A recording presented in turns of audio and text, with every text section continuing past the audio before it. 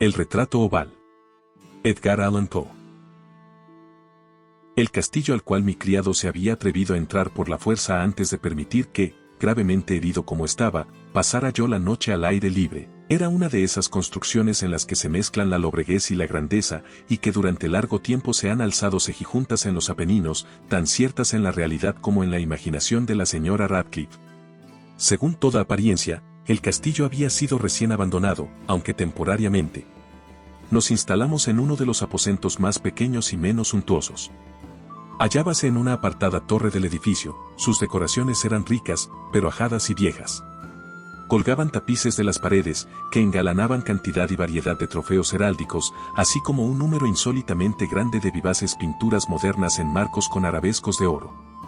Aquellas pinturas, no solamente emplazadas a lo largo de las paredes sino en diversos nichos que la extraña arquitectura del castillo exigía, despertaron profundamente mi interés, quizá a causa de mi incipiente delirio. Ordené, por tanto, a Pedro que cerrara las pesadas persianas del aposento, pues era ya de noche, que encendiera las bujías de un alto candelabro situado a la cabecera de mi lecho y descorriera de par en par las orladas cortinas de terciopelo negro que envolvían la cama.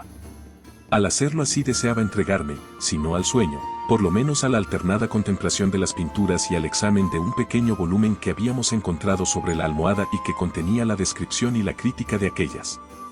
Mucho leí, e intensamente miré. Rápidas y brillantes volaron las horas, hasta llegar la profunda medianoche. La posición del candelabro me molestaba, pero, para no incomodar a mi amodorrado sirviente, alargué con dificultad la mano y lo coloqué de manera que su luz cayera directamente sobre el libro. El cambio, empero, produjo un efecto por completo inesperado. Los rayos de las numerosas bujías, pues eran muchas, cayeron en un nicho del aposento que una de las columnas del lecho había mantenido hasta ese momento en la más profunda sombra. Pude ver así, vívidamente, una pintura que me había pasado inadvertida. Era el retrato de una joven que empezaba ya a ser mujer. Miré presurosamente su retrato, y cerré los ojos. Al principio no alcancé a comprender por qué lo había hecho. Pero mientras mis párpados continuaban cerrados, cruzó por mi mente la razón de mi conducta. Era un movimiento impulsivo a fin de ganar tiempo para pensar, para asegurarme de que mi visión no me había engañado, para calmar y someter mi fantasía antes de otra contemplación más serena y más segura. Instantes después volví a mirar fijamente la pintura.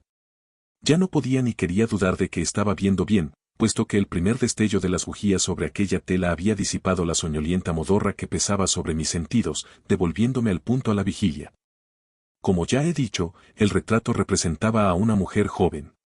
Solo abarcaba la cabeza y los hombros, pintados de la manera que técnicamente se denomina vignette y que se parece mucho al estilo de las cabezas favoritas de Sally. Los brazos, el seno y hasta los extremos del radiante cabello se mezclaban imperceptiblemente en la vaga pero profunda sombra que formaba el fondo del retrato. El marco era oval, ricamente dorado y filigranado en estilo morisco. Como objeto de arte, nada podía ser más admirable que aquella pintura.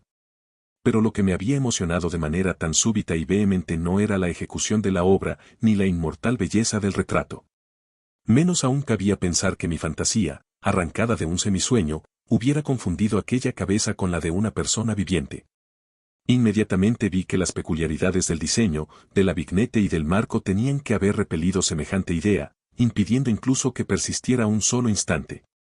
Pensando intensamente en todo eso, quedé tal vez una hora, a medias sentado, a medias reclinado, con los ojos fijos en el retrato.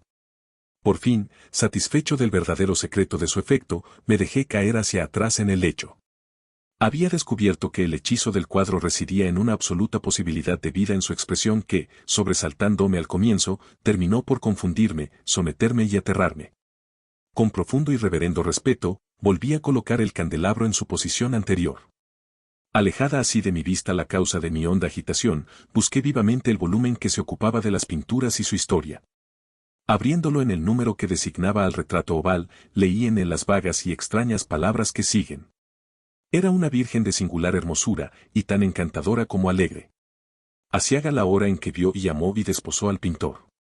Él, apasionado, estudioso, austero, tenía ya una prometida en el arte, ella, una virgen de sin igual hermosura y tan encantadora como alegre, toda luz y sonrisas, y traviesa como un cervatillo, amándolo y mimándolo, Y odiando tan solo al arte, que era su rival, temiendo tan solo la paleta, los pinceles y los restantes enojosos instrumentos que la privaban de la contemplación de su amante.